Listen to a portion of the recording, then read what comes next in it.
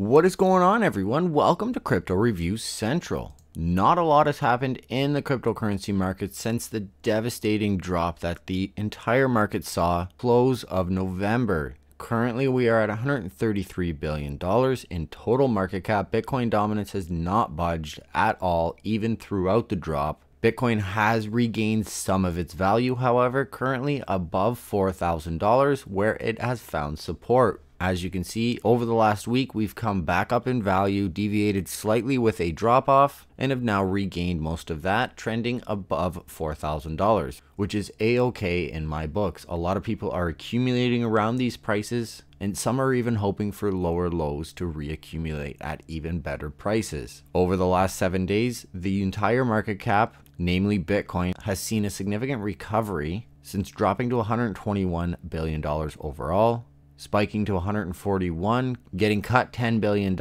at the beginning of this month, and on December 1st, it trended upwards towards $140 billion, currently at 133. Bitcoin has experienced a very similar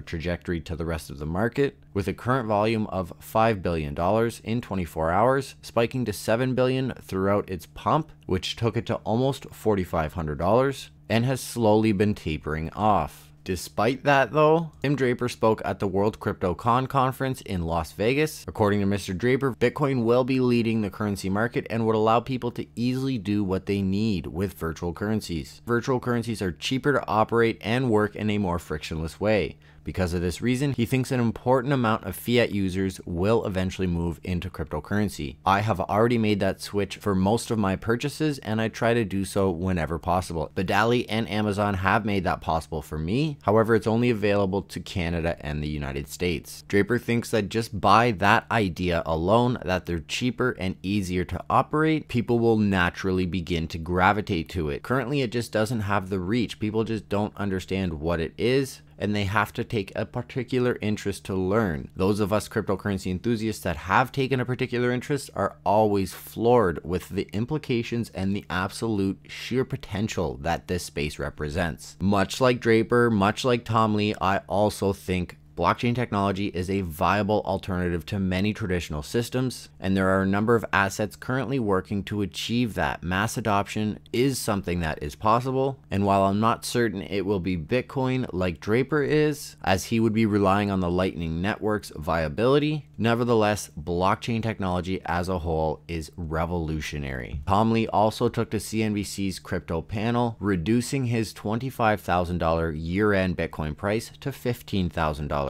And that simply reminds me of John McAfee this past summer. I think it was around June, saying that Bitcoin would top, I think, $20,000 or $25,000 by the end of July.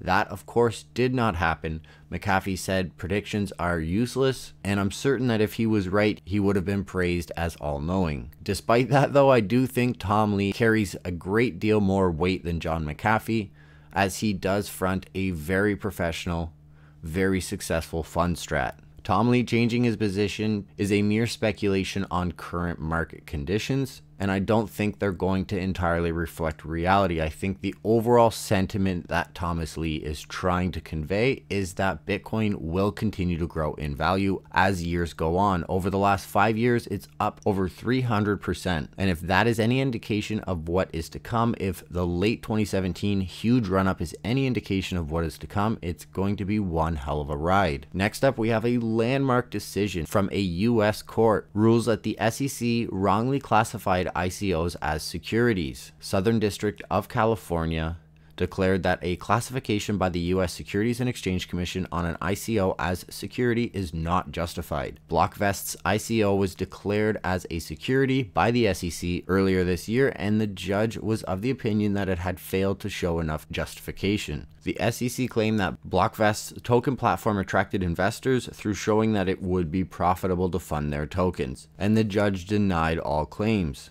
Blockvest is not getting off without a hitch, however. It doesn't dispute the fact that it failed to register with the SEC and had previously claimed that it was approved. There still might be further claims against Blockvest, but right now that decision does bring in a lot of questions about the existence of securities in this space. Which assets are securities, which are utilities, so on and so forth. The jury is still out on a number of these decisions.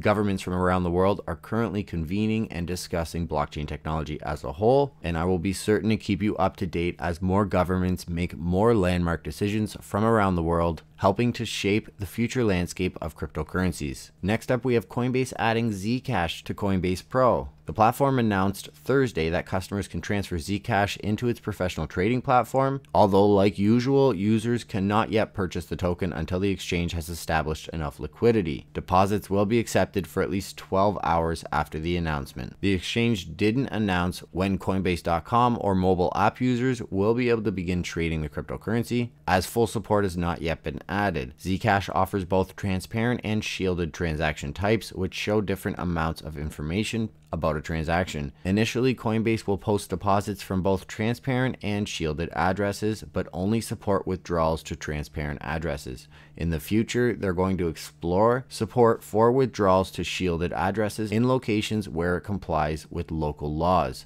so as per your local jurisdiction. As such, ZCash saw a significant uptick. Still, it's down 2.5% over the last 24 hours, getting a bit of calming effect after the run-up, but looking at the last 7 days, we can see a definite increase in volume, going to just under $200 million, with a price of $88. It's currently calmed down just under $80, but as more support for Coinbase.com and mobile app users come online, I fully suspect we could break $100 in the very near future, regardless of where this market cap goes. We could retain the same market cap or even drop, and ZCash will still pump when it gets added to Coinbase. That is a guarantee. Lastly, we have Amazon launching a new service as a blockchain incubator. The Amazon managed blockchain platform is a fully managed service that makes it easy to create and manage scalable blockchain networks. It's another aspect of Amazon Web Services and eliminates the overhead required to create the network and automatically scales to meet the demands of thousands of applications running millions of transactions. It can replicate an immutable copy of your blockchain network activity to Amazon Quantum Ledger database. This allows you to easily analyze the network activity outside the network and gain insights into trends. It's a way to maintain complete and verifiable history of data changes, which will reduce corruption, increase transparency, and overall visibility, in my opinion. Amazon entering the space is a big splash, no doubt. While we wait for any significant movement in either the price of Bitcoin, Bitcoin dominance, or assets like ZCash that are going to be announced on Coinbase. Coinbase will be adding probably more assets before the close of this year, looking at either Stellar Lumens, Tron, Ripple XRP, Cardano. There's a number of assets that currently could make the cut, and I will keep you up to date as that information becomes available.